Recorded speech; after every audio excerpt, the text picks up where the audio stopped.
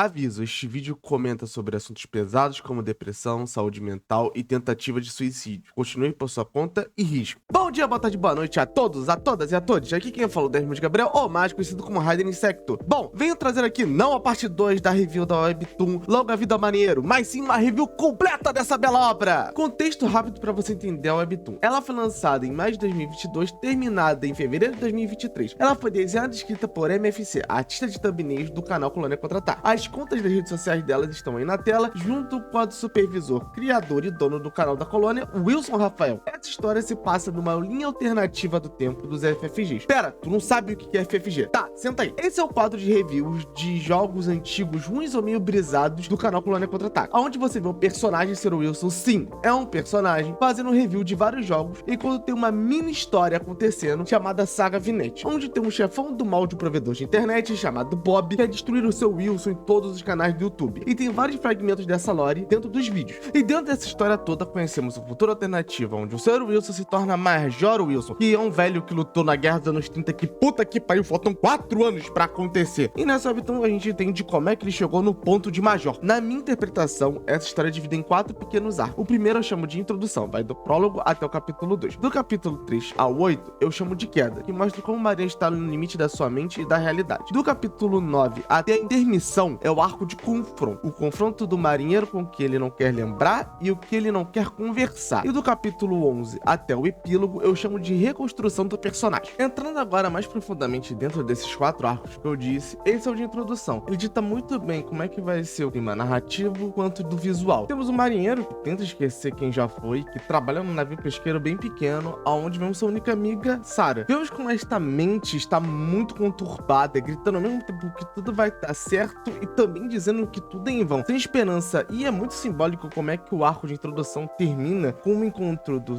marinheiro com a morte. Sim, a morte é um personagem recorrente dentro da história do FFG. A conversa entre ela e o marinheiro é muito direta. É o primeiro confronto entre o passado que ele quer esquecer e o presente mórbido que ele sobrevive. Como a morte comenta que o marinheiro é só um corpo sem alma, somente uma mente definhando, esperando por algo diferente acontecer, mas que ele poderia mudar pelas pessoas que ele sim já se portou. Mas na verdade parece que o marinheiro não quer muito fazer isso, ou pelo menos ele tentou, mas não conseguiu. E a partir desse momento a gente vê a queda de uma mente de um homem sem vontade de viver e a ascensão do vazio que vive dentro dele. Nesse exato momento aparece o Kuro, um outro personagem que é a representação daquilo que o marinheiro mais odeia, si próprio, mas não o Sr. Wilson que a gente conhece dentro dos FFGs, mas sim uma visão endelezada, fetichizada e tocada pelo vazio, a depressão do que o marinheiro poderia ser, ou que tenta controlar o marinheiro para voltar a ser. Isso é muito demonstrado na dinâmica entre os personagens. O Kuro aparenta tentar fazer o bem pro marinheiro, mas na verdade ele tá tentando controlar as decisões dele, tentar fazer ele se tornar o que ele não quer, ou confrontar ele com o que ele não quer ser confrontado naquele momento. E eu gosto muito que nessa parte da história é dito muito pelo Kuro que o marinheiro joga muito RPG. E na minha interpretação em específico, é como o marinheiro tivesse preso no mesmo turno de uma partida de RPG que é a vida dele, e sempre a decisão fazer ele retornar pro começo desse turno. É como ele não tivesse fazendo a ação verdadeira para passar pelo boss da vida. Então por isso que ele tá jogando sempre RPG. Claro que é na minha interpretação, eu faço uma representação do momento do personagem, entende? E pelo que dá a entender o desenrolar da história, o Kuro é um personagem que tá dentro da cabeça do marinheiro que estava há muito tempo trancado. Ele estava muito irritado por estar lá. E praticamente a dinâmica toda dele é mostrar e falar pro marinheiro o quanto ele é desprezível, o quanto as pessoas odeiam ele e como não importa o que ele faça, o egoísmo do marinheiro vai fazer todo mundo sofrer. Que no fundo ele não merece salvação, mas sim somente dor e o vazio que tem dentro da sua mente. Esse vazio foi criado pela tentativa do marinheiro esquecer que ele já foi e quem esteve junto a ele. E o que acontece é quando ele é confrontado pelo Kuro por isso, e quando ele vê alguém do seu passado, ele entra num estado muito grande de crise. Que é exatamente o que acontece quando a Moriá liga para o marinheiro e ele vê ela num ônibus. Isso é um contexto rápido. Moriá, na verdade, ela é uma personagem que é amiga do Sr. Wilson dentro da história do FFG, só que ela é noiva do Wilson Rafael na vida real. Então quando ela reaparece para o marinheiro, e isso acaba chegando até mesmo em seus sonhos, onde ele estava tendo um sonho bonito de pescaria num pier, até ele ser jogado por uma figura sombria para a água, onde ele reencontra uma visão distorcida pelo vazio, pela depressão não tratada dele, da Moriá.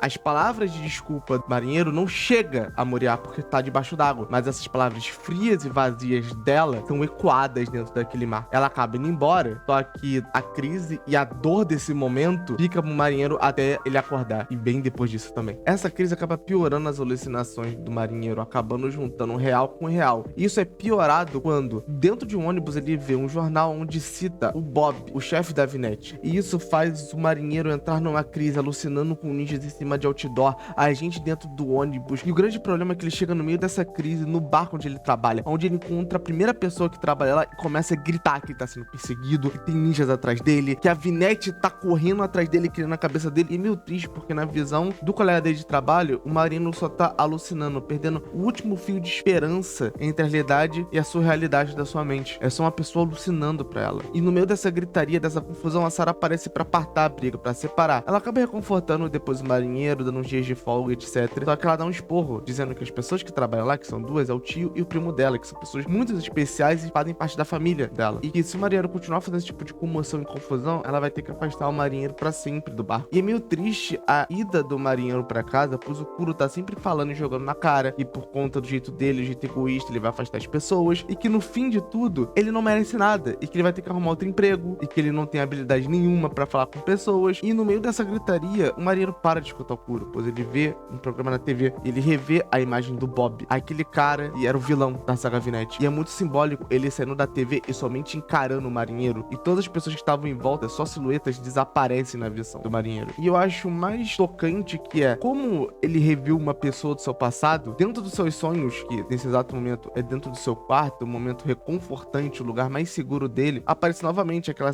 figura enegrecida abrindo a porta pro Bob entrar no quarto. E eu gosto muito dessa cena, pois ela demonstra muito bem o quão o Bob é um vilão foda, mostrando que não importa que seja o Bob dentro da mente do marinheiro, seja o Bob fora, ele sempre vai atrás das pessoas que não cumprem os seus contratos. E também é muito tocante ver o vazio entrando dentro daquele lugar que teoricamente é o lugar seguro do marinheiro em seus sonhos e puxando pra fora, mostrando que naquele exato momento a mente do marinheiro encostou no vazio e descobriu que lá é muito mais profundo do que ele achou que era. E agora acho que a gente entra num dos arcos mais densos e tensos, na minha opinião. Nós já começamos com o Kuro jogando bem na cara do marinheiro o quanto ele é egoísta, um filho da puta que se esconde dentro daquele quarto do seu passado, tentando esquecer quem foi, esquecendo de quem ele é, que o seu egoísmo e o ego dele da época, que ele ainda era o Sr. Wilson, foi que piorou uma briga que ele tinha com uma certa pessoa. E eu chamo esse arco especificamente de confronto, que é o momento onde a passividade do marinheiro, essa visão de sobreviver e esquecer quem ele é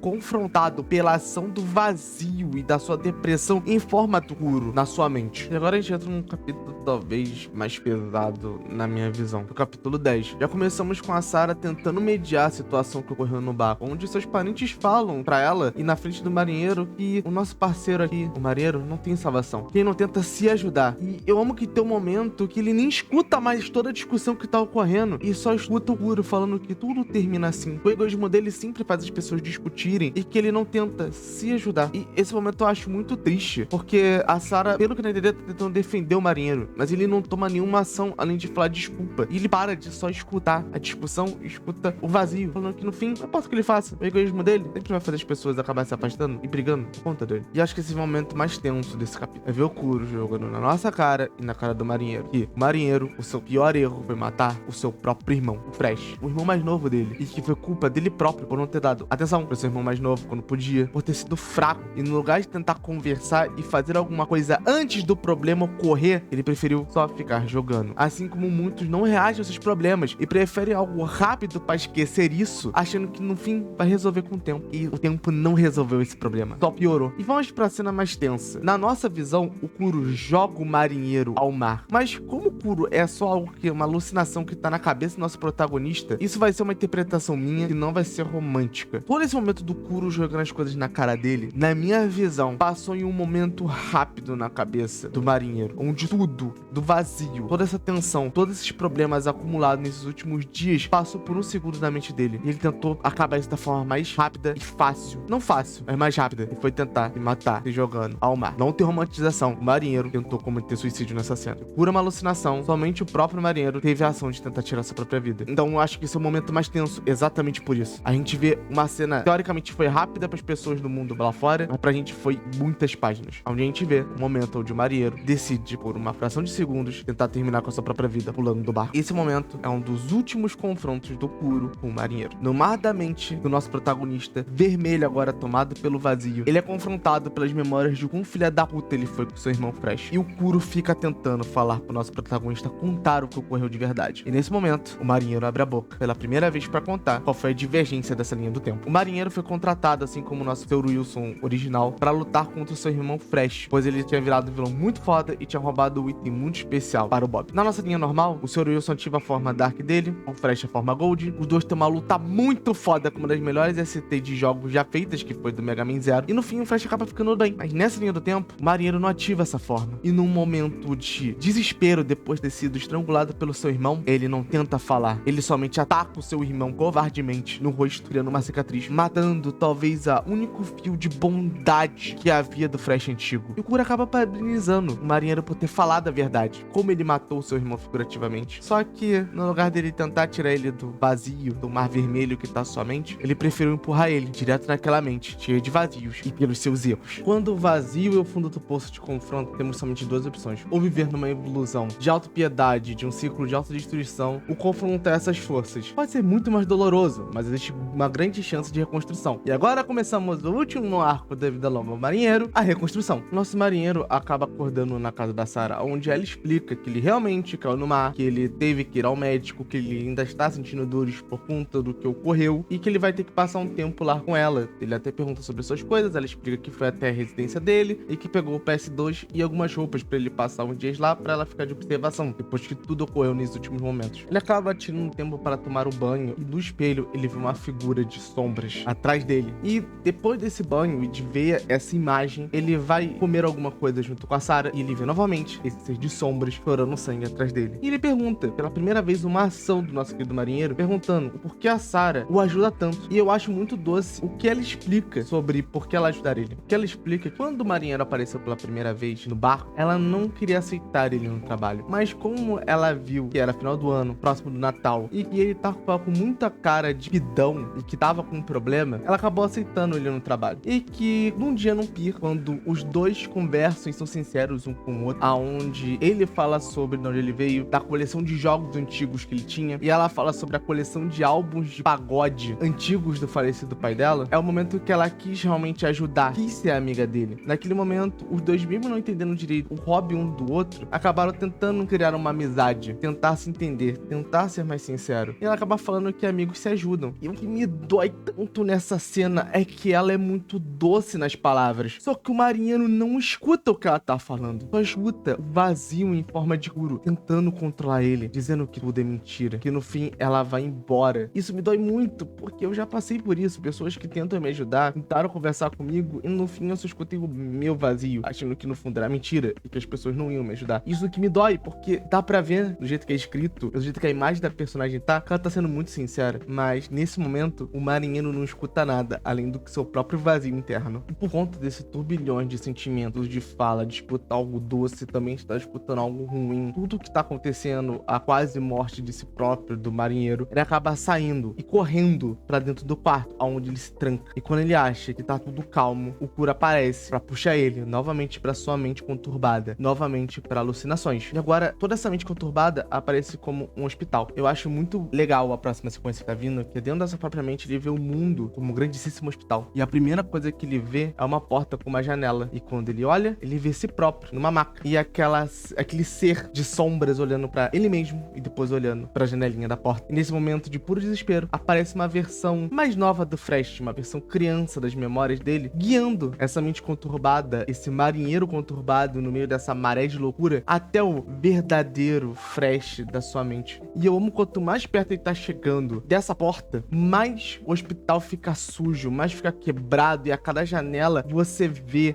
momentos da história que acontecendo. Momentos da luta, momentos aleatórios dele com o Fresh, momentos da própria vida do marinheiro tentou esquecer. Está guardado na porta desse hospital, cada vez mais fica quebrado e sujo, até ele chegar na porta onde está a memória do seu irmão que faleceu. E nesse momento vem um diálogo que me bateu muito forte, e é uma despedida do marinheiro para a visão do que era o Fresh na maca do hospital, pedindo perdão, falando sobre o quanto ele sente saudade do seu irmãozinho. E é muito tocante porque no mundo real a gente vê a Sarah arrombando a porta do quarto onde o marinheiro tá e vê ele chorando, pedindo por tudo que é mais sagrado, perdão do seu próprio irmão. E o que eu acho mais foda é que a mente conturbada do marinheiro, depois dele ter ter esse discurso emocionante com a memória do seu próprio irmão, ela meio que recria um momento entre Marinheiro e o Fresh na Casa de Tijolos, onde tivemos tantos FFGs, onde teve a season finale do arco 2 da Saga Vinete. Mas no fim, o Marinheiro, ele entende que é só sua mente tentando fugir da realidade. Mas agora ele tenta ter a determinação de enfrentar o seu próprio vazio. E nessa hora, o Marinheiro começa a ser mais ativo pra tentar vencer o Kuro e o seu vazio. E eu acho muito bonito ele agradecendo o Fresh da sua memória por esse momento de calmaria, onde de uma gigantesca tempestade. E ao sair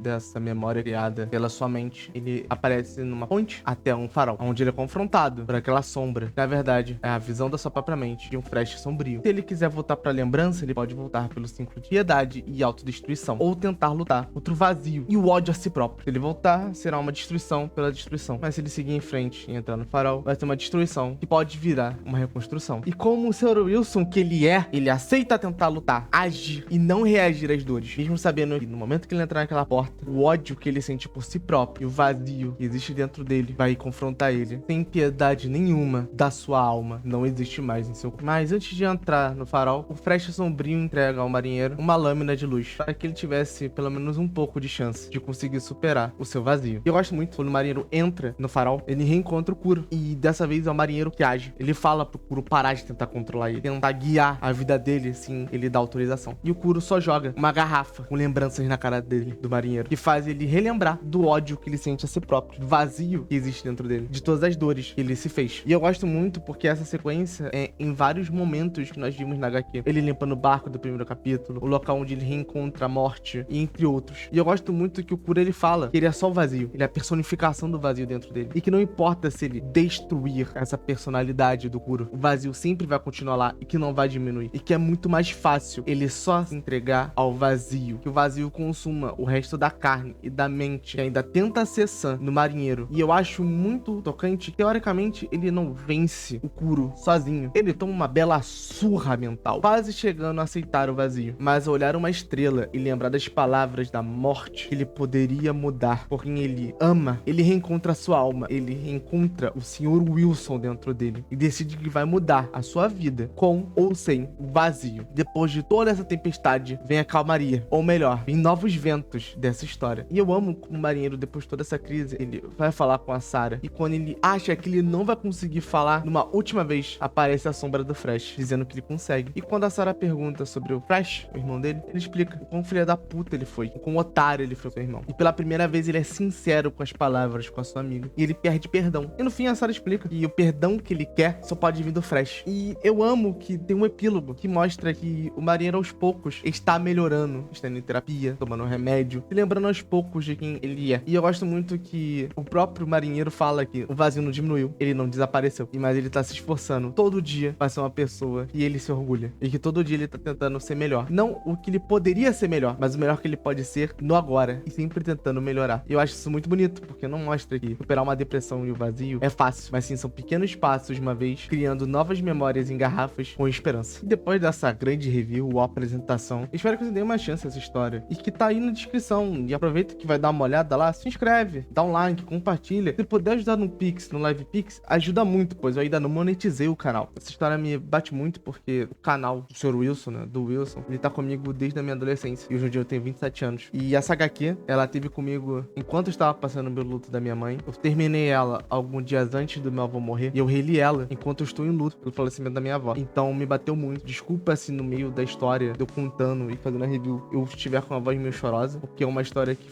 conversa muito comigo, e eu só tenho a agradecer a MF e o Wilson Rafael por ter feito essa história. Ela realmente me bate muito com o que eu sinto, e etc. Eu tenho muito a agradecer a eles. Talvez eles nunca venham esse vídeo, mas tudo bem. Pra você que tá vendo e tá vendo essa parte aqui, eu agradeço muito. Não tem roteiro. Esse vídeo era pra ter sido só uma review, acabou virando especial de 500 inscritos, com um tipo de edição que eu agora falando no áudio nem sei como é que eu fiz, mas espero que tenha sido bom o suficiente pra vocês. Novamente espero que você comente o que você achou da história depois de ler, ou o que você achou do vídeo. Espero que vocês se inscrevam no canal, se puderem ajudar no Pix, eu agradeço, porque o canal mesmo não tá monetizado, é a única fonte de renda que eu tenho. E é isso, vão vir mais reviews, vão vir mais vídeos longos, sem ser corte de live, mas até lá é isso. Novamente, desculpa a voz meio chorosa no final, ou a voz meio chorosas no meio da review, porque realmente essa história, ela é emocionante pra mim, é uma história meio pesada, mas eu acho que tem muita interpretação boa dentro dessa história de superação, e de uma forma mais realista de superação no não muito shonen e de gritaria. E é isso. Muito obrigado a todos, a todas e a todos por ter visto esse vídeo até o final. E é isso.